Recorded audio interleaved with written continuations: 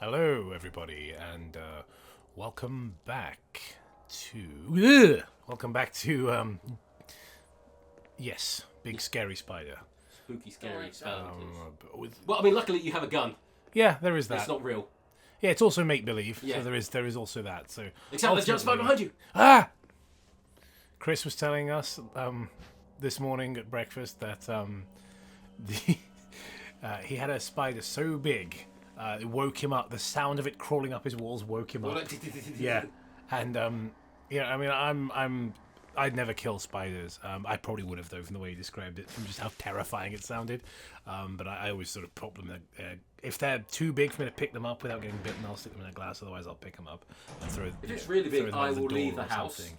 Yeah. Otherwise, if it's like there's basically like a size where it's like There's a limit, isn't there? Where you're well, like, there's okay, so that's it's kind of like prison rules. Like Yeah. a big enough spider comes in, it now owns the house. Well, yes, basically there's three sections of spider. There's three, spider sort of like tiers. Yeah. So the first limit is like they're small or they're sort of like far away. So I'm just happy to leave them until they fuck off. Get any headshots at the moment? Then there's the bigger ones that seem to want to come right at you, and they go straight in the Hoover. Yeah, but yeah, obviously, I'm very against that sort of thing. But the way Chris said it really amused me because he said like I destroyed that spider. I've got to be honest. And in his very Chrisian way, the way he speaks, he just goes, "That thing could not be allowed to live." I don't know what you said. I destroyed it. I like the idea, like he challenged it to a fight, and like, well, he had me out armed, but I managed to get the, and then I just like he's like fighting with it on a bridge, and then just like drowns it in the river or something like that. It's just really brutal. Like, It's like the fight. It's like the fight from Flashpoint when they're just like beating each other to death in the middle of the field, spewing blood.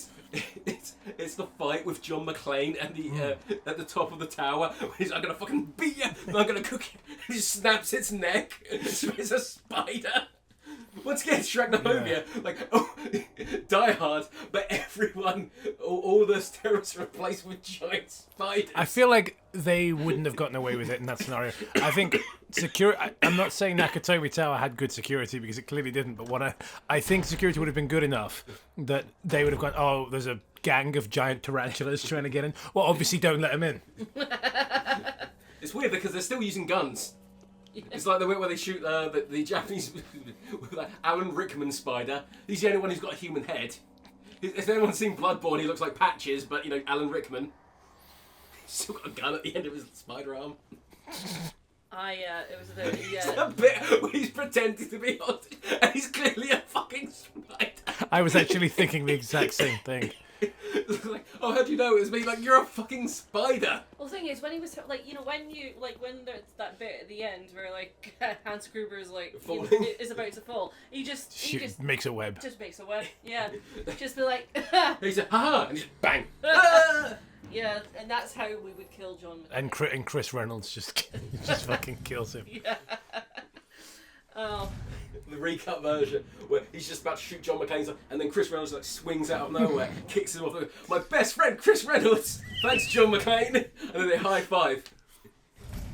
It's just like this is like some kind of super mega force. It's just two bald guys, like Captain Planet, like fist pumping. It's like our powers combined. Bruce Willis hasn't got any hair. Is what I'm saying.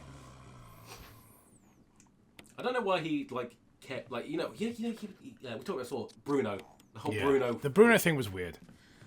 It was a strange period. I think the strangest period for Bruce Willis. Obviously not the strangest period inside of Bruce Willis's mind. I'm sorry, that was bad. I would cut that, but I don't want to start the episode again. So also, just know that I said it and feel guilty. Also, Jacob, you're categorically wrong because Bruno the Kid. Bruno the Kid. I want a cartoon where I'm playing myself as Bruno, but he's also a kid. He's a bald 8-year-old with a tuft of blonde hair who's a secret agent. Yeah, and sounds like he's 35 years old. Yeah, well, he won't have anything to say about that now. But Fucking hell, Jim! I don't join in. Don't participate in the cruelty. Otherwise, if you make fun of Bruce Willis, it is bullying. It's not. It is proper bullying. It's not okay. Like, well, I mean, he bullied people before. Like, oh yeah, Kevin he was Smith. apparently horrible on some movie sets, but that doesn't give us free license. Yeah, it does. It's- You know what? Actually, you make a compelling argument, Matt. I hadn't thought of it that way. It's like fucking Haggard. Like, no, you're not. Oh, well, I haven't thought of it that way. No, I'm not. You're pushing me over the fucking line. No, I'm not. You are a wizard. That will still always be funny. Yeah, it's amazing and just it's fucking childishness. It was childish then, it was childish now, and it'll be childish in about 50 years.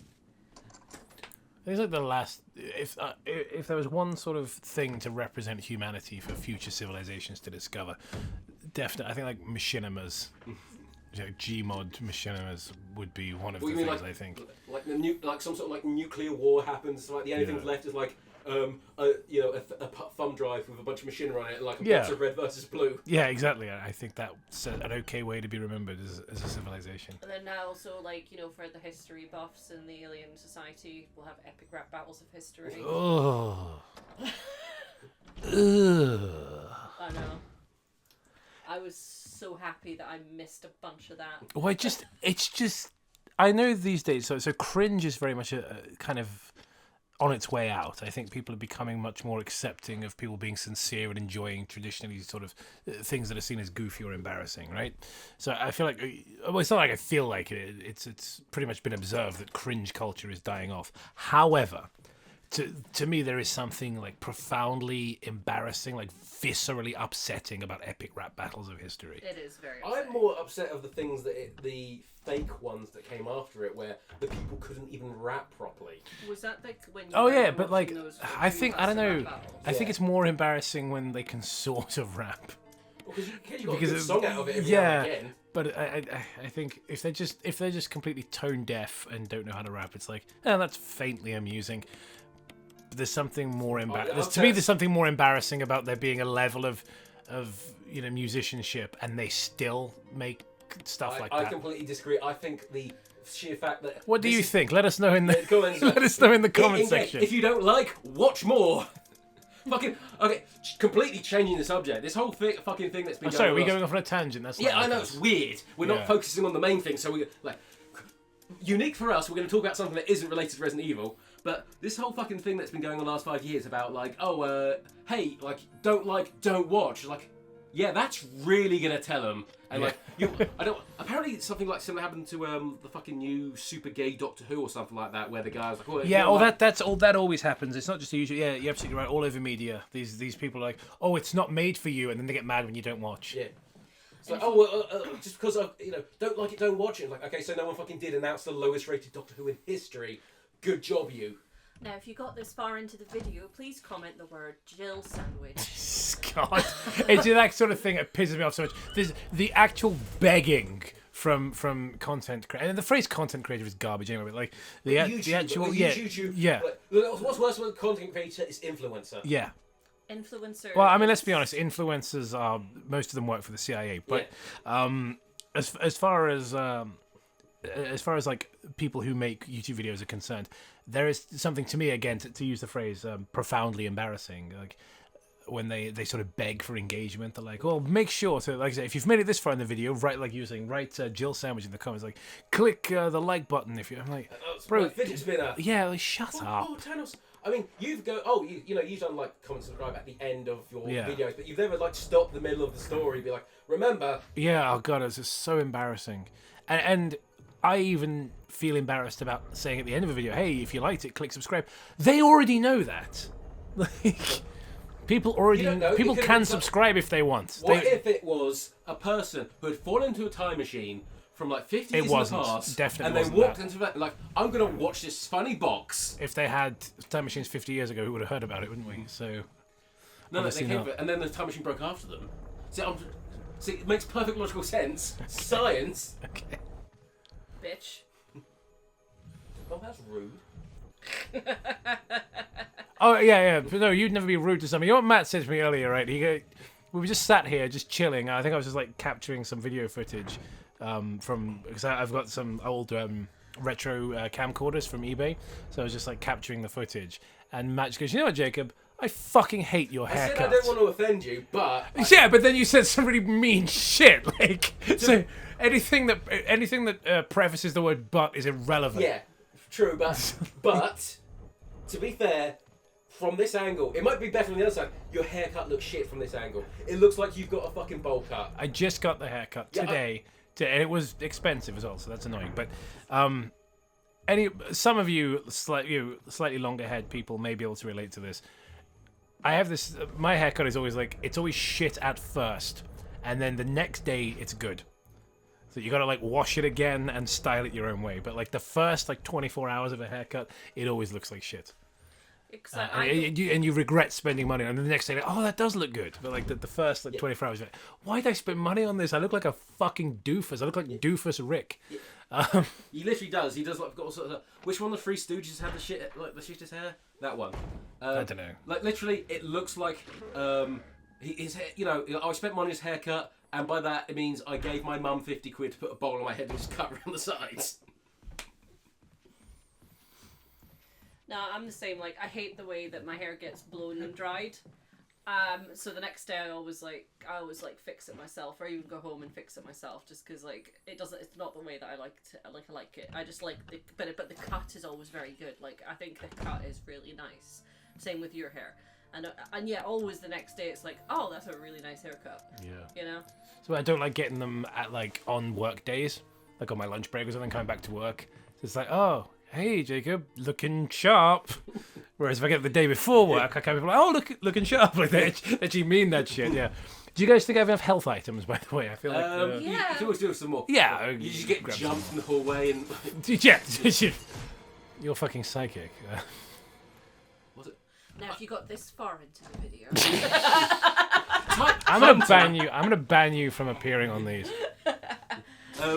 Like, speaking of the hunt, like, you know, we were talking last one about like the retcons and stuff like that. The way, like, oh, where did hunters come from? It's like presumably Umbrella like took a gecko and just injected it with some shit, and it's like, oh no, it turns out the crimson, like, sometimes a zombie will mutate into a crimson head, and then the crimson head will mutate into a hunter. And it's like, okay, sure, why? Yeah, I don't care about any of that. Yeah. Like, it's not important. Like, why did that need to be a law? Why wasn't it just like there was a scientist who's like, fuck, I want a lizard man.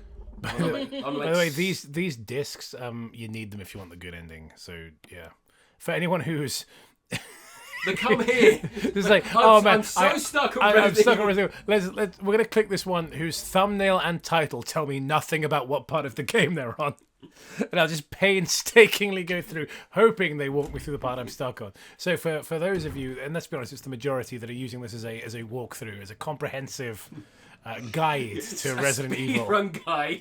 Speedrun. How many episodes so we know? Yes, you need those for the good ending. Yeah. Are you aiming for the good ending then? Yes. Yeah. Let's hope you get it. Let's hope so. I'm definitely not going to beat my best time on this game though, because on the GameCube version, my best time was 3.5 hours, and that was for the good ending. I mean, I haven't like done any sort of percent thing, but. Yeah, I think this is going to be about 5 hours, which is annoying. Well, the secret romance ending where you seduce Wesker. Wesker, your plan is dumb, and I love you. I love you too, Joe. You get same thing as like it's the exact same thing if it's Chris. I love you too, Chris. Hold me in your big, strong, boulder punching arms. How come in Resident Evil 8, is it Heisenberg who says the boulder punching thing? Yes. And he like why does he know about that? Like the only people was he that, there? I'm pretty sure he wasn't present. Right? Were there any witnesses that survived? Like the only people who probably saw it was Shiva, Jill, Chris, the other guy in the helicopter, and Wesker. And Wesker is probably wouldn't chat to anyone about it. Also being dead and possibly black. Not mutually exclusive, but and then everyone else is going like, so there we are. Wesker has just absorbed a bunch of black shit and turned into a tentacle monster.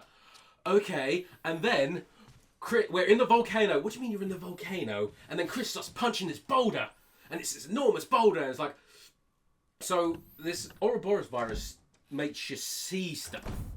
Like, you're writing this down, and you're like, okay, so none of these. That was fucked happened. up. That was just an error with the like with the game, but where he walked into frame, the zombie there, he was complete. His head was complete. He was like Assassin's Creed. Oh, well, you see yeah, the eyes. And yeah, that. he saw the eyes and the teeth first, and then the rest of his head.